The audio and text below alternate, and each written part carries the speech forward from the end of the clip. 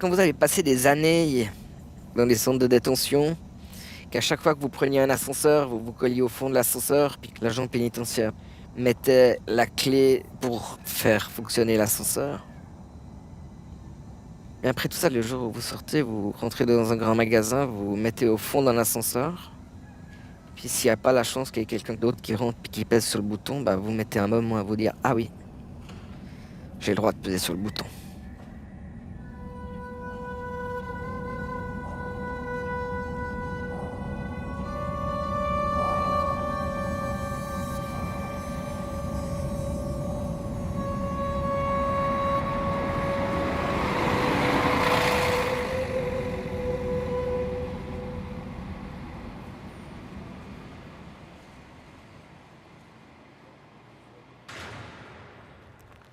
Avant de sortir, vous redoutiez la sortie ou vous vous réjouissiez? D'un côté, on se réjouit, puis d'un autre côté, on a un peu peur, mais on le dit pas, ça. Ça, on le dit pas. On dit pas qu'on a un peu peur de sortir de prison. Peur de quoi? Ben, peur de toutes ces choses qu'on connaît plus. Est-ce qu'on va arriver à rencontrer des gens? Est-ce qu'on va arriver à se refaire des amis? Comment est-ce qu'on va être accepté? Est-ce que je vais arriver à bien me comporter aussi? Est-ce que... Voilà, peur de ces choses-là. Quelle vie après la prison? Sorti il y a 8 ans, Gilles paye encore son passé, malgré un parcours sans faute. J'ai passé 15 ans en prison. On m'a laissé miroiter beaucoup de choses sur une liberté que je n'ai jamais trouvée, finalement. Bien au contraire, plus le temps passe, plus je m'aperçois que ces années de détention me suivent partout où je vais et me rendent la vie très difficile, à tel point qu'il n'y a pas longtemps j'ai voulu la quitter. Je m'étais persuadé que le monde et que toutes les personnes, même celles que j'aime, seraient mieux sans moi.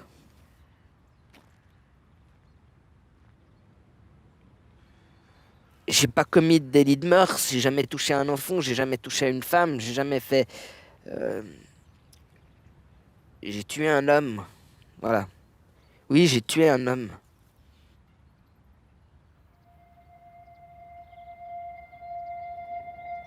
Comment notre société réinsère ceux qui sont passés par la case prison? La sortie, un réel défi pour l'ex-détenu et pour la société. Un défi qui commence déjà en détention. On devra de toute façon sortir un jour. Alors autant qu'on sorte dans les meilleures conditions, c'est-à-dire qu'on prépare notre sortie. Pas qu'on nous dise un beau matin, bon ben voilà, t'es libéré, ciao, dégage. Non, il faut qu'on ait le temps de s'y préparer. Et puis surtout reprendre contact avec la vie active. Pour le commun des mortels, c'est de la foutaise, ça sert à rien. Alors que c'est très utile. Jean-Philippe Goy est détenu aux établissements pénitentiaires de la Plaine de l'Orbe. Après avoir passé des années en secteur fermé, il bénéficie d'un régime plus ouvert et il travaille dans le magasin d'objets fabriqués par les détenus. Un poste de confiance situé à l'extérieur des grilles de la prison. Une évolution prévue par le législateur. L'individu, à partir du premier jour où il entre dans la prison, doit connaître les différentes étapes qui seront les siennes, les différentes phases de progression, et doit surtout pouvoir en bénéficier de ces phases de progression, notamment donc les congés, les sorties, les congés dont il peut bénéficier dans un premier temps, puis ensuite la possibilité d'aller travailler à l'extérieur et de ne passer plus que son temps libre en prison, et enfin la libération conditionnelle, et éviter autant que possible ce qu'on appelle les libérations sèches, où l'individu sort du jour au lendemain sans avoir préparé ce retour à la liberté. Se réinsérer pas à pas et se projeter dans l'avenir, c'est la clé de voûte du système. Or, le système est grippé. Ainsi, le plan d'exécution de la sanction prévoyait des congés pour Jean-Philippe qui lui ont été refusés. Dès la mi-peine, le congé permet aux détenus de quitter la prison pour quelques heures afin de renouer avec le monde extérieur. Je ne comprenais pas pourquoi on pouvait s'opposer à mon congé, alors que depuis 1 année et demie, je travaillais déjà dans ce magasin où je me rends, vous avez vu, à pied, tout seul, tous les jours. Vous avez respecté le règlement de la prison, vous n'avez aucun problème avec personne, et au dernier moment, on vous modifie ces dates. C'est pas juste. C'est pas juste parce qu'en fait, on vit d'espoir, il ne faut pas rêver. On vit de voir la sortie. Alors, on s'approche de la sortie avec ces dates, avec ce plan. Et ce plan n'est absolument pas respecté. Pas normal, alors qu'il ne fasse pas de plan. Bonjour, monsieur. J'aimerais vous commander une horloge, s'il vous plaît. Oui. Pour notre berger qui a 22 ans d'alpage, qui a terminé. Ah ouais. Et puis, je vous avais déjà recommandé l'année passée. Syndicat Une même horloge pour un challenge. Ça ira plus vite, pyrogravé, parce que sculpteur, on n'a pas de sculpteur actuellement. D'accord. Il était libéré. Ciao. Jean-Philippe a dû saisir le tribunal fédéral pour rétablir son droit à un congé, partie intégrante de la réinsertion. Grande. J'ai été au tribunal fédéral et nous avons gagné. Le tribunal fédéral a dit que je pouvais bénéficier de cette mesure normalement comme tout le monde, donc je pouvais avoir des sorties, des congés. Mais j'ai perdu une année. Un an sans congé en attendant que le tribunal fédéral se prononce et désavoue le département de la sécurité à Genève. Le texte ici, c'est... Bien, c'est gentil. Merci à vous. Hein. Merci. Une manière d'affirmer que le détenu a le droit de faire ses preuves et de rappeler ce que l'article 75 du Code pénal prévoit. L'exécution de la peine privative de liberté doit améliorer le comportement social du détenu, en particulier son aptitude à vivre sans commettre d'infractions.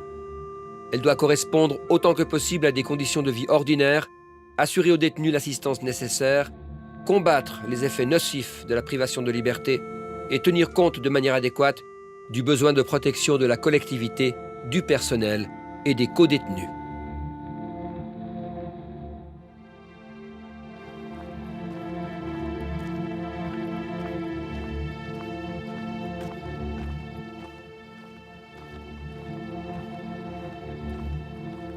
Est-ce qu'on peut vous poser la question, qu'est-ce qui vous a amené à être condamné à 18 ans de prison?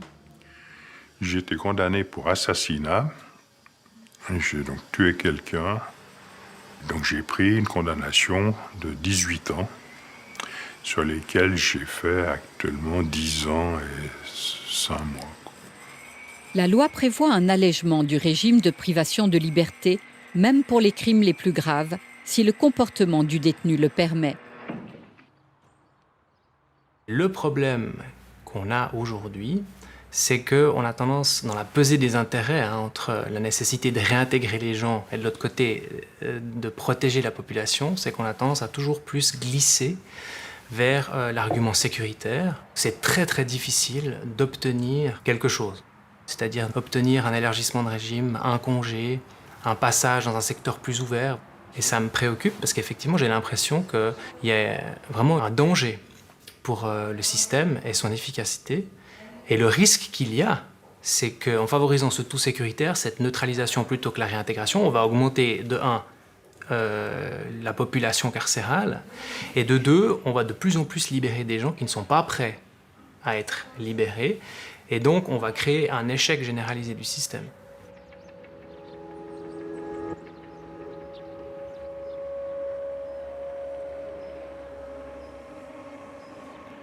Prison de Bellechasse à Fribourg.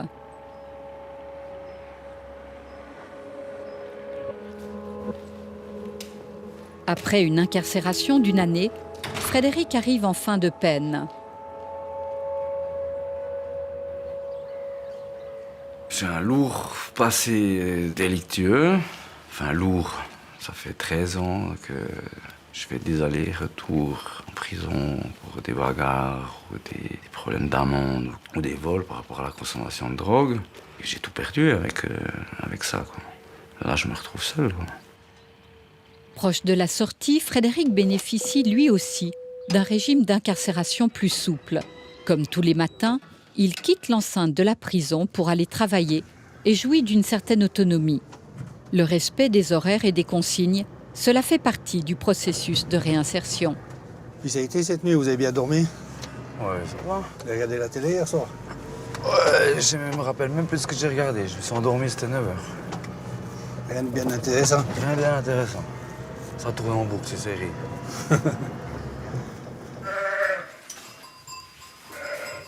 Et là, est-ce qu'on a eu des mises bas? Non. À première vue, pas. Hein. Juste celle, elle avait mal au ventre, là. Je l'ai isolée. Ouais. Elle devrait faire tout soudainement bientôt. Non, on la laisse tranquille. Aujourd'hui, vous la sortez pas, vous la laissez dans le box. Ouais. Pour moi, c'est la meilleure place à Bellechasse. Après, c'est un tout. Il y a aussi le chef qui fait beaucoup. Il est là pour surveiller notre travail, mais il nous responsabilise. Il est là pour nous guider, quoi. Il nous laisse un peu... On sent moins la prison. On est plus libre. Vous voyez, on s'y trouve à 2 km des établissements de Bellechasse. Donc, pour lui, il n'y a aucune sécurité, même passive. Donc, les possibilités de s'évader sont très larges. Et il faut qu'on puisse compter dessus lui. Et on compte aussi dessus pour qu'il ne profite pas de cette situation pour vouloir introduire des matières illicites. Et puis que cette confiance, je ne la donne qu'une seule fois. Et si un jour ils rompent cette confiance, c'est clair qu'ils vont perdre cette place de travail. Ça fait du bien après beaucoup d'années où les gens ne nous font pas confiance, où on ne croit plus en nous. Enfin, même moi, je ne croyais plus en moi. De se dire, il a confiance en moi, il me laisse faire, il ne contrôle pas derrière moi si j'ai fait mon boulot, il sait que c'était fait. C'est agréable.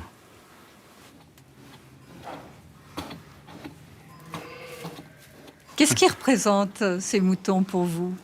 Ouais, ma réinsertion, ma vie future, mon futur emploi, peut-être une chance de revoir ma fille plus tard, que je la revois plus, ça fait bientôt 5 ans que je ne l'ai pas vue. Pour m'en sortir, tout reprendre à zéro, quoi. Un nouveau métier, une nouvelle vie. Un nouveau métier, voilà, une nouvelle vie. Tu veux pas comme ça, quoi. Grosse dinde. Avant, je travaillais sur les chantiers, je montais des échafaudages. Puis, là, je travaille au milieu d'animaux, c'est différent. Mon grand-père, je pense, serait fier de moi. Qui était agriculteur, il est décédé, de voir que je pars là-dedans, je pense que ça lui ferait plaisir, quoi. Il a le bagage nécessaire pour avoir un bel avenir dans cette fonction. Ça fait quand même plaisir, disons, j'ai pu ouvrir une vocation à quelqu'un. Et chez lui, j'ai l'impression de l'avoir réveillé, ce don-là. Il n'était peut-être encore pas connu chez lui, et puis que le fait de travailler ici, ça l'a réveillé en lui. J'ai pu trouver une place par le biais d'un gardien qui connaissait des bergers à l'extérieur, qui m'a mis en contact avec eux, et j'ai trouvé une place à ma sortie au mois de novembre. Donc j'aurai un toit, je serai nourri, logé, et je vais faire le berger. Sinon, je me retrouvais comme la dernière fois où j'étais sorti en étant à la rue, quoi. Car on ne peut pas trouver de travail en étant en prison. Enfin, c'est très difficile car on téléphone à un employeur. Il va vous répondre, donnez-moi votre CV ou donnez-moi votre numéro de téléphone et je vous rappelle. Et dès le moment où vous allez lui dire, je suis en prison, vous ne pouvez pas me rappeler, c'est limite qu'il ne vous raccroche pas au nez, quoi. Ce qui est compréhensible aussi, mais... Ah, c'est ça qui t'angoisse? Alors, je te rassure, chaton, on n'a pas les moyens de voter à droite. Non, même si dans quelques années... Dans combien de jours vous sortez? 22 jours, exactement. Ça se passe comment d'être à 22 jours de la sortie?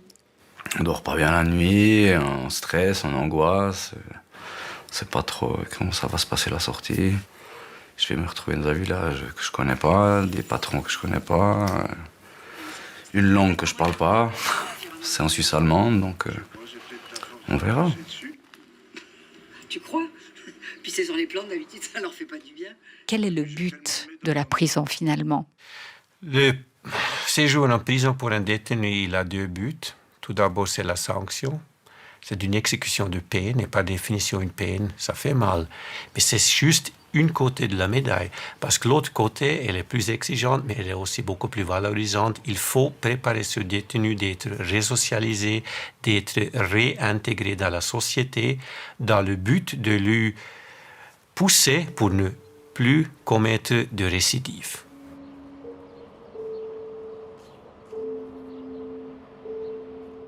Frédéric va déposer une demande de congé pour aller refaire ses papiers. Un congé, ça ne s'improvise pas. Et derrière ces quelques heures de liberté, l'enjeu est immense. Il joue son toit et la place de berger qu'il espère avoir à sa sortie. Comment allez-vous répartir ces 12 heures? Est-ce que vous savez, est-ce que vous avez une idée sur ça? Oui. Est-ce que vous Je demande d'abord un chauffon. Ok. Quand est-ce que vous partez ici? 7h30. 7h30. Enfin, Et le après train, il est à 8h06, Oui. je crois. Et après, le trajet, c'est combien environ? J'arrive à Neuchâtel en gros 25, je crois. 24, oui. 24 alors. Le train, il remonte, il part à Chaux-de-Fonds à 31 ou 37, le régional. 32. Alors 32. Arrivé à 10. Ou c'est le direct 58, là, vous, c'est 58. Alors ça c'est le direct, oui, c'est le régional, moi je parlais. Alors, vous S'il y a avez deux trains. environ 1 heure. Hein? Voilà, ouais.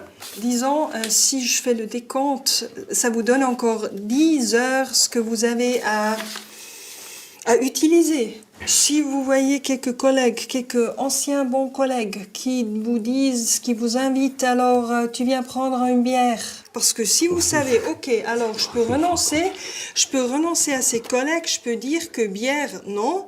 Oui. Je sais où je vais, je sais ce que je risque, je sais ce que je vais perdre. Ok. Je vous l'ai déjà expliqué. Très bien. C'est pas parce que je suis rentré une fois alcoolisé que cette fois je vais aussi rentrer alcoolisé ou avoir consommé. Qu'est-ce que je vais tester quand vous revenez? Test d'urine et l'éthylomètre. Ok, 0-0. Oui. Ok.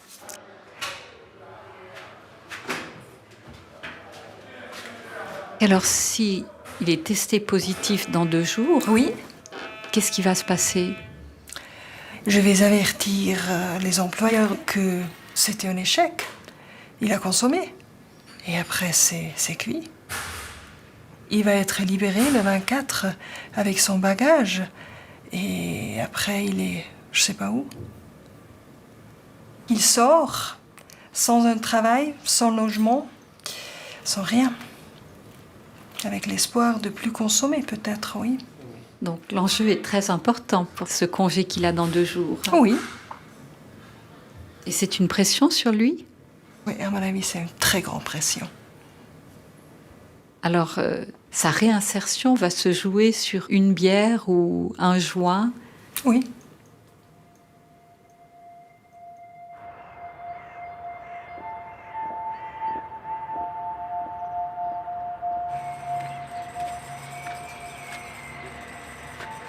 Jean-Philippe Goy s'apprête à vivre une journée très particulière. Après des années de détention, il va enfin vivre son premier congé seul, quelques heures loin de la prison.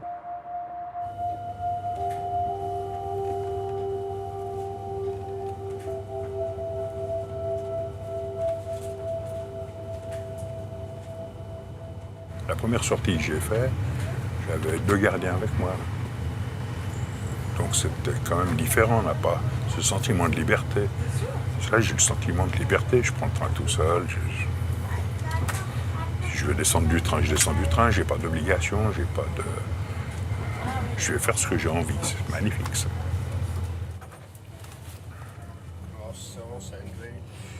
Ça fait combien de temps que vous n'êtes pas trouvé dans cette situation de liberté, en fait?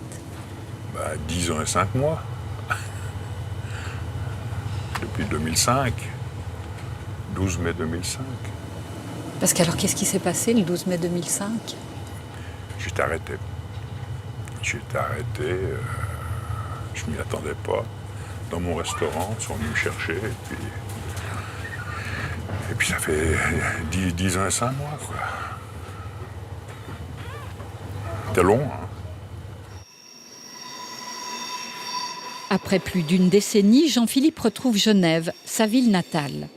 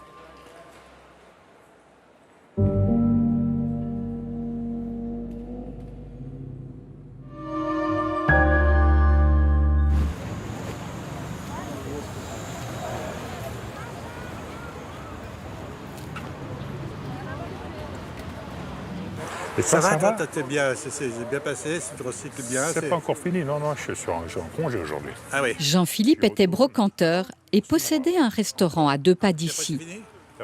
Pour cette journée, il a consciencieusement choisi sa tenue. Elle porte bien, ciao mon grand. Parce qu'il y a 10 ans et 5 mois, j'étais habillé comme ça, sauf les chaussures. Mais j'étais habillé comme ça. Et j'ai été arrêté comme ça.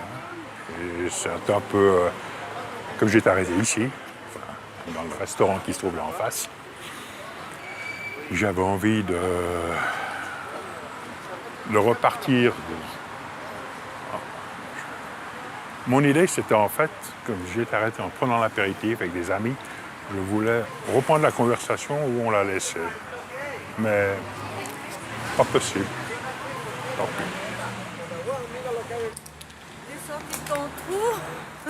Qu'est-ce qu'elle dit? Ça va? Et toi? Pleine forme, ça se voit pas? Oui, je vois que t'as prospéré, hein? J'ai prospéré un petit peu. T'as prospéré? Ouais. T'es sorti quand? Ah mais je suis en sortie pour la journée seulement. Ah, t'es en permis? C'est mon jour de congé. Alors, tu rentres ce soir, hein? Bah oui, hein. Fais pas le malin. Moi, je fais pas de mal. Hein. Hein? Faut que je rentre ce soir, elle m'a dit. La dame. 10 ans, 5 mois. Que tu es dedans, non? Non. Pareil pas. Je sais, moi je sais. moi je sais. Ce soir, vous retournez en prison. Alors, comment c'était aujourd'hui? Ça saoule un petit peu, là, hein. Le bruit, puis de parler, parce que je parle pas autant que ça. Là, ce que j'ai en un jour, j'ai parlé à peu près ce que j'étais en un mois. Quoi. Et ouais. Parce qu'il y a des jours où je parle quasiment pas, quoi. Très peu. Il n'y a rien à dire. Tout a été dit. J'entends les autres détenus, qu'est-ce qu'ils vont me raconter? Le film qu'ils ont vu à la télé, j'ai vu le même. Ça ne m'intéresse pas. Un match de foot qu'ils ont vu, je ne m'intéresse pas au foot. Puis ce qu'on est en train de manger, je le sais. Ce qu'on va manger demain, je sais aussi. Donc les conversations sont extrêmement réduites. Alors qu'aujourd'hui, il me semble que j'ai parlé beaucoup. J'ai écouté beaucoup aussi. Et ça change. Puis c'est bien. Ouais, c'est positif en tout cas. Très, très positif. Ouais. Et puis je vais compter les jours maintenant jusqu'à la prochaine sortie.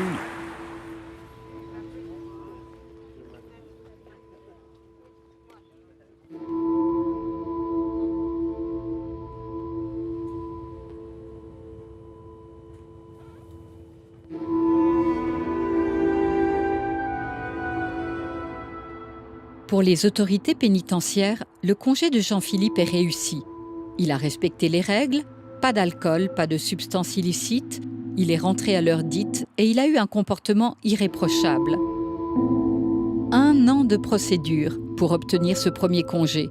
Et pour ses avocats, au-delà du cas particulier, c'est l'esprit de la loi qui est en jeu. Il a fallu se battre jusqu'au tribunal fédéral et nous avons déployé, Spira et moi, toute l'énergie qu'il faut parce qu'il y a des valeurs essentielles. Il y a le code pénal qui est en jeu et M.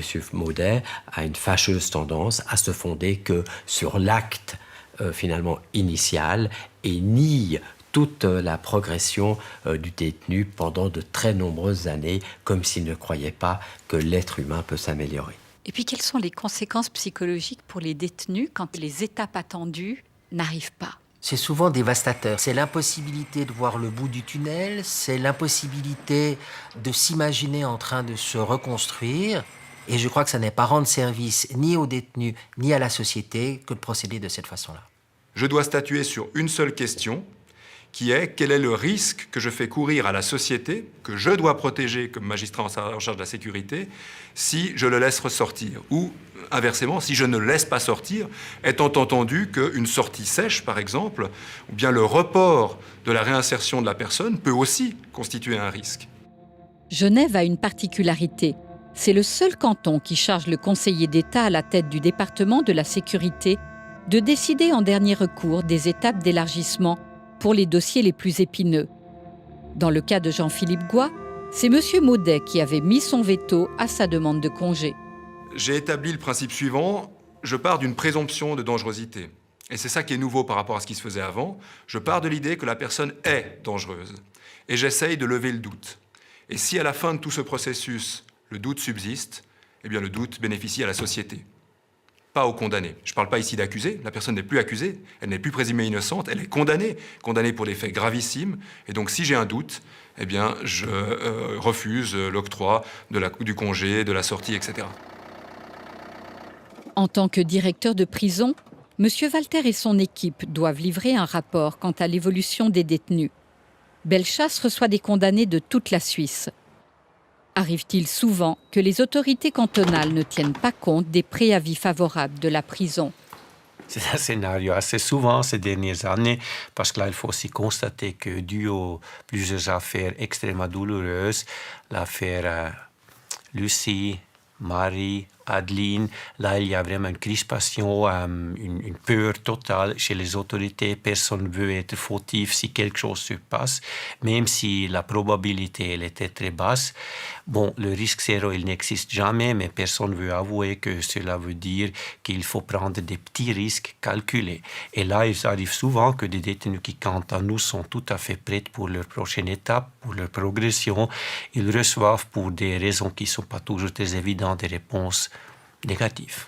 Ce qui bloque le système et ce qui n'est pas toujours très compréhensible pour ces détenus, parce que là, si vous voulez, on change les règles du jeu pendant le jeu. Ça peut les mettre dans une frustration, une angoisse qui parfois peut tourner dans une dégradation, dans une forme de nouvelle dangerosité qui apparaît. Est-ce qu'il y a des cantons qui sont plus concernés que d'autres? Est-ce que c'est général, cette crispation? Non. Pour simplifier un peu, je dirais les cantons qui étaient touchés surtout par ces drames, c'était les cantons qui tombaient dans une crispation, dans parfois presque une hystérie. Alors si vous vous imaginez dans quel canton ces drames ont eu lieu, vous avez aussi les noms des cantons qui sont maintenant un peu bloqués. Système bloqué, des règles du jeu qui changent en cours de partie, c'est ce qui arrive à Tony, condamné à 4 ans pour escroquerie. Ce détenu genevois est en fin de peine, mais curieusement, il a été transféré au Tessin. Et même s'il bénéficie d'un assouplissement de son incarcération, il est en milieu ouvert, il n'arrive pas à obtenir des congés réguliers pour aller voir sa famille. Pourtant, le maintien des liens familiaux est jugé essentiel à la réinsertion et Tony n'en jouit pas. Finalement, faute de le rencontrer lors d'un congé à Genève, nous obtenons l'autorisation de skyper avec lui. Comment peut-on parler de réinsertion quand on n'arrive même pas à organiser la chose la plus basique comme un congé? On annonce à la famille, on annonce à sa femme, à ses enfants et de nouveau à ses petits-enfants qui se réjouissent d'avoir la famille qui se réunit. Et la veille ou l'avant-veille, on doit annuler parce que la réponse est défavorable. La plupart du temps, mes congés ont été refusés. J'ai l'impression que cette façon de faire est extrêmement punitive pour tout le monde. Parce que de laisser espérer quelqu'un pendant 1 mois qui va enfin avoir un congé et pour lui annoncer la veille qu'il ne l'aura pas, je trouve que c'est inadmissible. Il se voit refuser des congés alors qu'il y a droit, alors qu'il en remplit toutes les conditions. Il n'a pas posé de problème de comportement au sein des établissements qu'il a fréquentés de détention et qu'il se retrouve à quelques mois de sa sortie définitive au Tessin, c'est-à-dire le pénitencier le plus éloigné de sa famille. Alors qu'une fois encore, on devrait préparer sa sortie.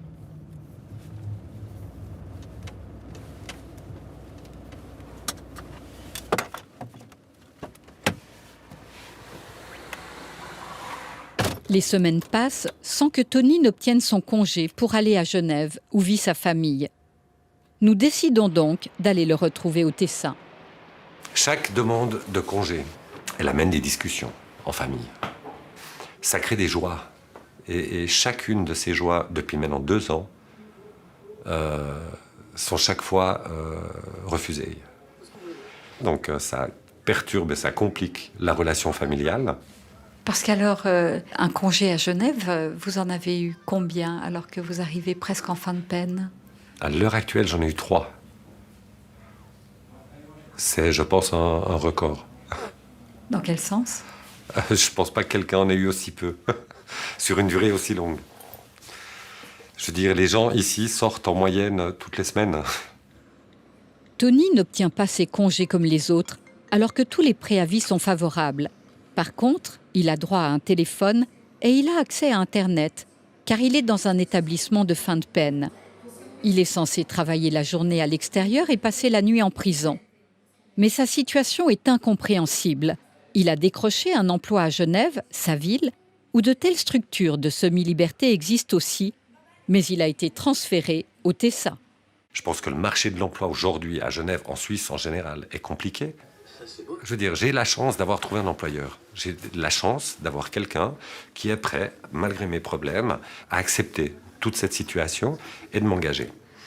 En plus, avec un salaire qui est plus que correct, je veux dire, c'est une chance inestimable. Je pense que tous les détenus aimeraient avoir un contrat en main pour pouvoir dire « j'ai un avenir ». J'ai une famille qui attend aussi avec impatience. Et alors, on est dans un flou complet. J'ai pas de nouvelles. À Genève, son employeur, lui non plus, n'a pas de réponse des autorités. Je l'attends impatiemment pour qu'il vienne travailler dans ma société. Pour moi, c'est invraisemblable que depuis 2 ans, je fasse des courriers, des contrats, et il n'y a rien qui se passe.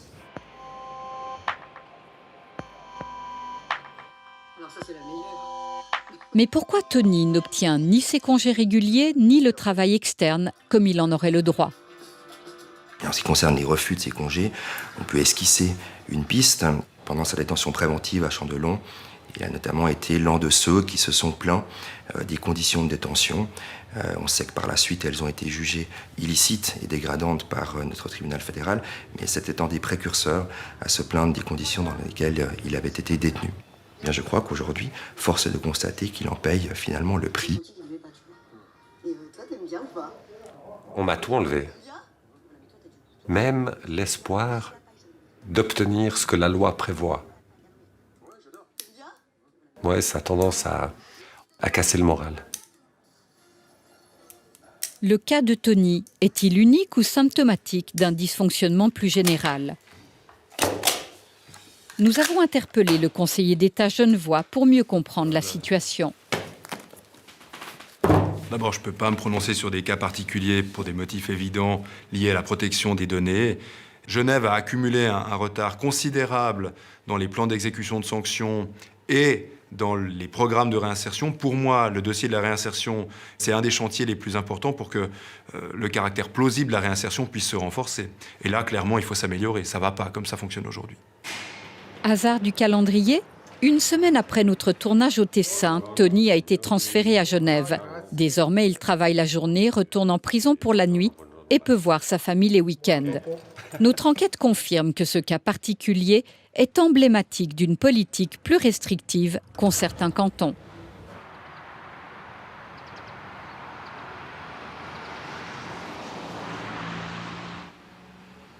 Après avoir réussi ses premiers congés, Jean-Philippe prépare son dossier en vue, lui aussi, d'obtenir le droit de travailler à l'extérieur tout en dormant en prison. J'ai fait une demande de semi-liberté motivée en expliquant que je voulais continuer à faire ce que j'ai appris à faire ici, c'est-à-dire des poyas, parce que je pense que ces poyas plaisent. Je m'en rends compte, il y en a plusieurs qui ont été vendus dans le cadre du magasin. À l'extérieur, il n'y a pas de raison que ça ne marche pas.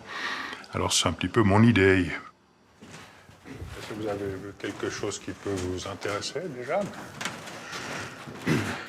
Là, les planches à viande qui sont pas sympas. La commission d'évaluation de la dangerosité à Genève va certainement me convoquer pour discuter avec moi, pour tester en fait s'ils estiment que je peux être libéré sous cette forme-là. Et puis en tout dernier ressort, il y a le conseiller d'État genevois qui prend la décision finale. Oui, d'accord. D'accord. Ça marche. Ok, bah, c'est super. Merci beaucoup. Merci à vous, bonne monsieur. journée. Bonne journée. Bonne route. Hein. Au revoir. Dans son dossier, Jean-Philippe met en avant un élément inattendu. Un jour, dans ce magasin, un couple rentre. Ils cherchaient en fait un objet fabriqué par un détenu. Finalement, ils se sont arrêtés devant une petite poya que j'avais accrochées au mur. Et ils ont dit, c'est ça qu'il nous faut. On a rendez-vous jeudi avec le pape François et on va lui offrir. Ah, j'étais un peu sceptique. Je me suis dit, bon, peut-être. Et après 6 mois, ils m'ont apporté effectivement une photo où le pape François tient ma Peuia. La gloire. C'est magnifique, cette histoire. Elle est géniale. Voilà, l'histoire de la Peuia et du pape.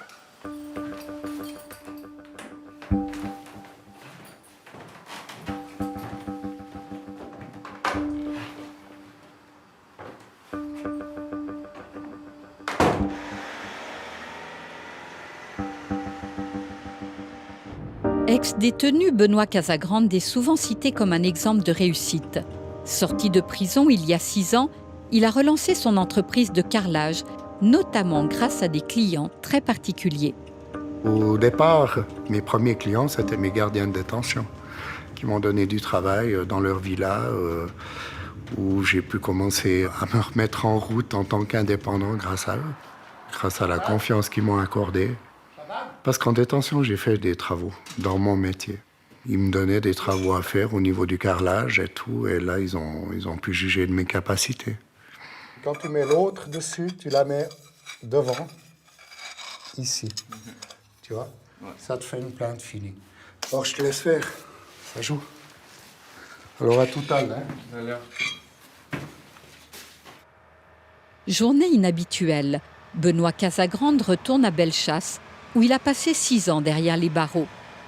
Aujourd'hui, il a rendez-vous avec le directeur adjoint pour orchestrer un projet artistique en collaboration avec des personnes incarcérées. Alors, ça se comporte comme ça. Il y a les blocs de granit. Ça, c'est le diamètre de base. Et puis ensuite, les mailles. Les mailles, je vais aussi avoir les prix parce que ça dépend tout des couleurs qu'on va choisir. Il y a les tôles de cuivre, laiton et alu pour les ailes des oiseaux qu'on veut faire en grès. Là, il faut que je calcule exactement les surfaces de tôle qu'il faut.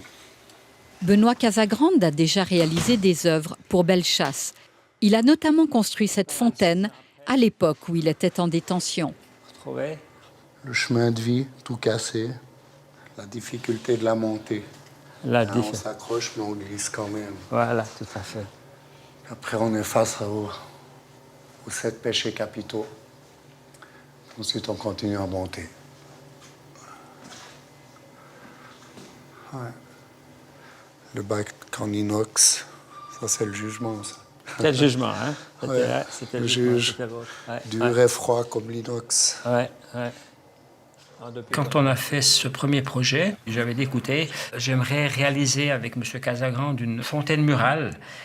Et puis, un de ses référents sociaux m'a dit, écoutez, M. Morandi, c'est un toxico, vous n'allez jamais arriver. Et puis là, ça m'a quand même fait un peu mal parce qu'en fait, on doit toujours donner des chances à chaque détenu parce qu'en fait, malgré les difficultés, malgré sa situation personnelle, il faut donner cette chance-là. Parfois, c'est un échec, mais ici, c'est une belle réalisation.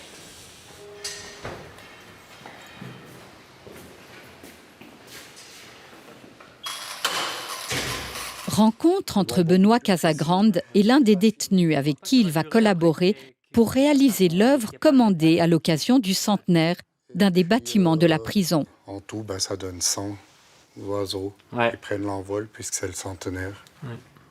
Voilà. Je pense qu'il va aussi démontrer aux gens, aux détenus qui sont là, on peut s'en sortir. Malgré le passage à la prison, on peut aussi faire autre chose, on peut réussir dans la société. Et je pense que c'est aussi ce qu'il aimerait transmettre ici à Bellechasse, aux détenus. Si Benoît s'est réinséré, la prison lui a laissé des marques.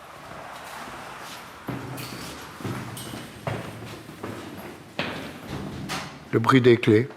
Je ne supporte plus le bruit d'un trousseau de clés. Ça me rend très mal. Les portes qui claquent, ça me rend très mal.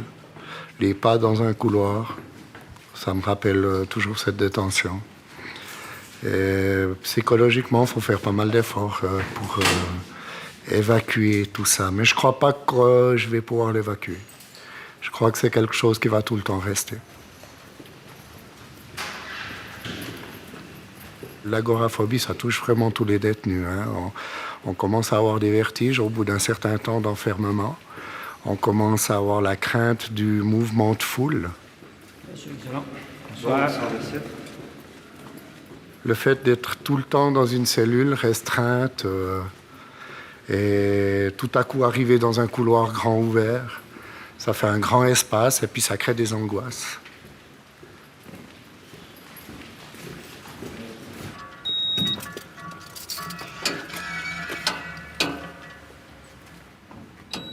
Je me souviens de tout. Ça fait partie de ma vie, ça fait partie de ce que je suis maintenant. C'est ce qui m'a construit, entre guillemets, un peu, pas tout à fait détruit. Parce que la prison, souvent, on peut détruire. Détruit des familles, détruit plein de choses. Mais là, bon, ben voilà, après, il y a manière de le prendre. Et puis, on peut en faire quelque chose de ce passage. Et c'est ce que j'ai essayé de faire. De son côté, si Gilles a réussi à fonder une famille, il traîne ses 15 années de détention comme un boulet. Une semaine avant de nous contacter, il a tenté de mettre fin à ses jours. Son casier judiciaire lui colle à la peau. Il est dans une impasse. J'ai fait 4 formations, j'ai fait 4 CFC. J'ai fait 2 CFC en prison pendant ma détention, donc je ne suis pas resté 15 ans à me tourner les pouces et à rien faire. J'ai voulu vraiment préparer ma sortie. Quand je vais chercher un travail, il y a toujours « Ah, vous avez un casier judiciaire maintenant, alors monsieur, on ne peut pas vous engager. » Suivant le travail que veut faire ma partenaire, par exemple, elle ne peut pas le faire. Parce que quelqu'un qui vit sous le même toit qu'elle a un casier judiciaire. J'aimerais avoir un bon travail, gagner ma vie, pouvoir payer les charges qui s'en suivent et puis ne rien devoir à personne. Mais c'est pas possible. L'absence de récidive n'est pas forcément le succès de la réintégration sociale. Ne pas récidiver, ne pas commettre de nouvelles infractions, c'est bien. Mais l'idée, c'est aussi de pouvoir se réintégrer. La réintégration, c'est pas juste de ne pas commettre d'infractions. C'est aussi de retrouver un travail, d'avoir des amis, de renouer contact avec sa famille, d'avoir un logement. Et ça aussi, c'est important.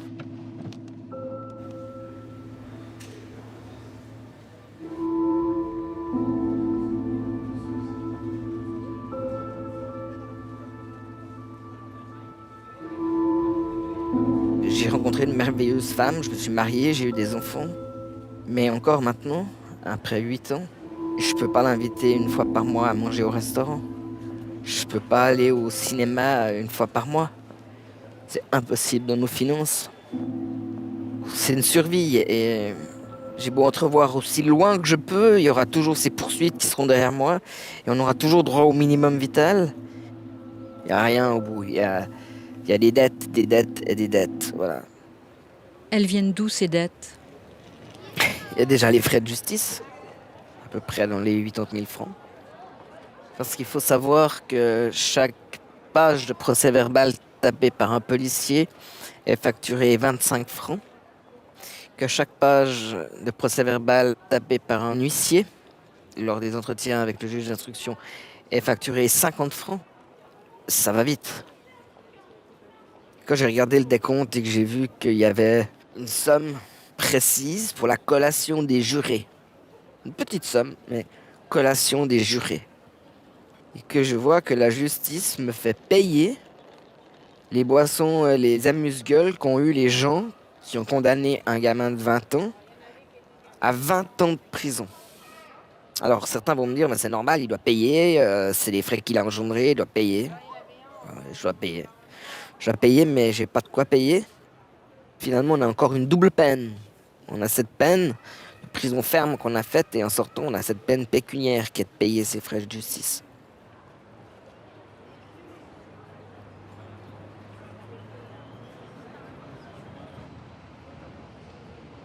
On aurait pu croire que la peine de prison accomplie le condamnait à payer sa dette vis-à-vis de la société et peut prendre un nouveau départ.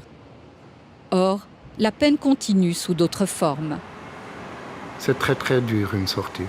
L'enfermement, c'est dur, c'est très compliqué. Mais la sortie elle-même, je crois que c'est autant compliqué. C'est les 2 premiers mois qui ont été très durs. Et puis après, tous les autres jours, parce que finalement, on s'en sort jamais. Et il y a tellement à payer. Et puis il y a tout le monde qui nous arrive dessus en même temps, que ce soit les impôts, que ce soit les dettes du passé. C'est pas possible, quoi, c'est juste pas possible. On reçoit tous les jours des rappels, des courriers, des recommandés.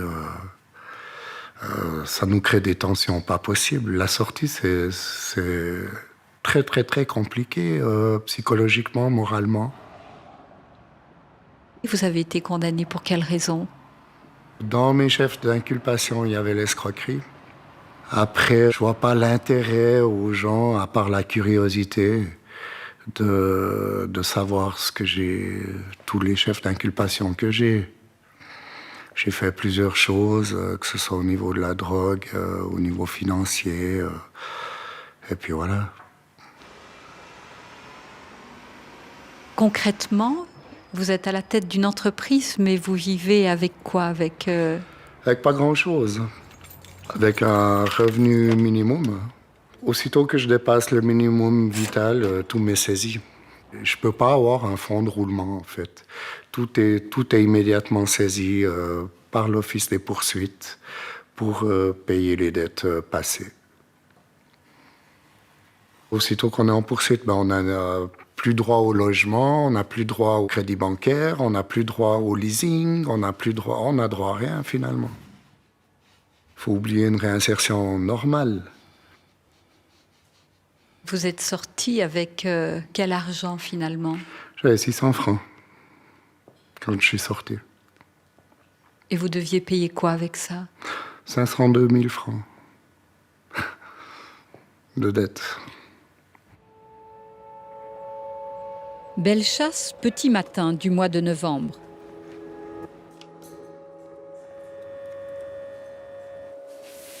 Aujourd'hui, Frédéric sort de prison. Va-t-il travailler en tant que berger comme il le rêvait? Pour cela, il avait certaines règles à respecter pendant son congé. Il en a enfreint une. À son retour de congé, il a été contrôlé avec 0,7 pour 1000 d'alcool dans le sang. Conséquence, il a perdu son travail et son toit. Pour moi, c'est pas un échec. Pour Bellechasse, c'est un échec. J'ai consommé aucune drogue dure, j'ai pas retouché à l'héroïne. Là, je suis en sevrage, je vais sortir clean. J'ai bu de l'alcool, quoi. Qui n'en boit pas? Enfin, je peux en vouloir qu'à moi, mais ils sont quand même durs sur la sanction, quoi. Il faut que je prenne cet échec dans le bon sens, quoi. Puis je ressors pas avec rien du tout d'ici, quoi. J'ai quand même appris un métier. Bonjour, monsieur. Bonjour, monsieur Guillaume. Donc ça, je le garderai, je l'oublierai jamais. C'est quelque chose que je perdrai pas. Après, j'ai quand même appris des choses sur moi-même, quoi. La nervosité, la colère, toutes ces choses-là qu'il faut un peu canaliser autrement que dans la violence. Mais j'ai de la peine à accepter le 0,7, plus de boulot, plus de logement. Vous êtes tip-top. C'est tip-top. Vous êtes bien occupé. J'arrivais pas à dormir cette nuit. Fais le ménage. C'est tout bon. Alors, extra, je vois que vous avez tout pris. Je vous laisse prendre votre chariot et puis départ. Est-ce que là, la sortie qu'il va avoir, où il n'a pas beaucoup de perspectives, est-ce que c'est pas un plus grand risque de récidive? On peut l'interpréter comme ça, mais on peut aussi dire s'il n'a pas tenu pendant une sortie sans toucher de l'alcool, qu'est-ce qu'il va faire? Et là, il faut être dur et conséquent, même si à première vue, on pourrait dire « ouais, on laisse tomber, je sais pas quoi ». Non, c'est pas le but de ces interventions-là. Vous savez que dans la vie normale, s'il y a vraiment des règles très très claires, ça ne supporte pas de ne pas les observer. Parce que si on commencerait à faire des exceptions, là, on mettrait aussi un peu en question tout le système. Parce que c'est un système qui est dur, qui est confrontatif, c'est pas du jeu-jeu. Et c'est aussi une question d'honnêteté vis-à-vis ces employeurs qui se sont déclarés prêts à engager un ex-détenu. C'est tout bon, monsieur Guillaume. Hein? Tout bon, bonne chance. Hein? Merci à vous aussi. Alors là, on ne va pas falsifier les résultats et on ne va pas changer le but de la course juste pour plaire à ce détenu-là. Je sais que mes papiers sont déposés à la Chaux-de-Fonds, donc je dois aller à la Chaux-de-Fonds pour aller me réinscrire au chômage ainsi qu'au service social. Mais pour me réinscrire soit au chômage, soit au service social, il me faut une adresse. J'en ai pas. Donc je me revois à casse départ il y a 1 an en arrière. Je sais pas où je vais dormir. Je sais pas où je vais aller, quoi. Ça, ouais, ça me stresse.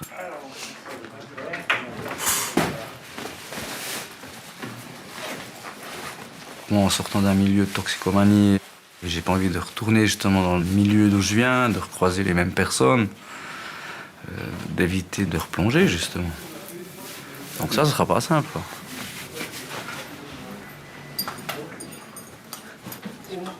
Avec le dernier papier, c'était pour votre téléphone qui était arrivé par après. On a été Ouais. White ici. Ouais. Ouais. Aussi là-dessus. Vous nous disiez que votre vie, elle tient dans un sac. Ouais, ben c'est le cas. 2. Mais le deuxième, c'est des papiers. Donc là, dans les 2 sacs, c'est tout ce que vous avez. C'est tout ce que j'ai, ouais. Après bientôt 35 ans. Pas de meubles quelque part, pas de... Pas de meubles, pas d'appartement, rien. C'est bon. Ah bon. Ouais, je vais en mettre ça, si jamais. Tout ce que je sais, c'est que je dois retrouver ma fille et puis sortir, quoi. Je peux pas continuer comme ça.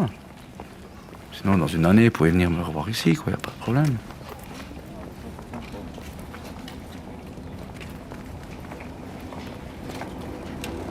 Bonjour.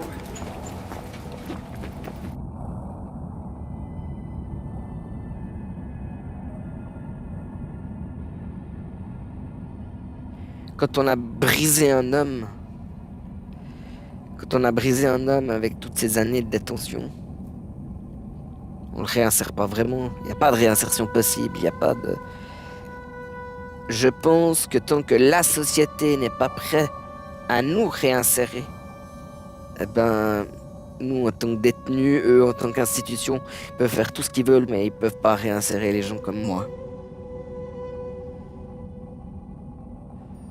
Vous avez envie de témoigner, on le sent, et pourtant on ne peut pas vous reconnaître. Pourquoi? Mes parents me reconnaîtront hein, quand ils vont regarder cette émission. Ils seront pas contents, parce que ma mère voulait pas. Elle voulait pas que je la fasse. Et je me dois de protéger ma femme et mes enfants de toute cette haine, de toutes ces médisances, de tous ces gens qui aiment fantasmer autour des criminels. Et je dois les protéger.